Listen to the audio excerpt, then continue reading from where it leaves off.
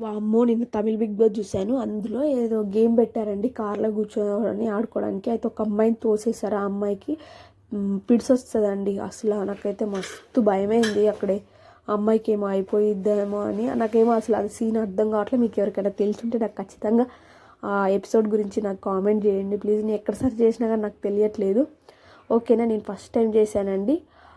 పాలతో అంటే కొబ్బరి పాలతోటి రైసు మామూలు టేస్ట్ లేదండి. అసలు సూపర్ అంటే సూపర్గా ఉంది. మీ దగ్గర ఎప్పుడు కొబ్బరి ఉన్నా కానీ ఇలా ట్రై చేయండి. నేనైతే ఖచ్చితంగా ట్రై చేస్తాను నా దగ్గర కొబ్బరి ఉంటే.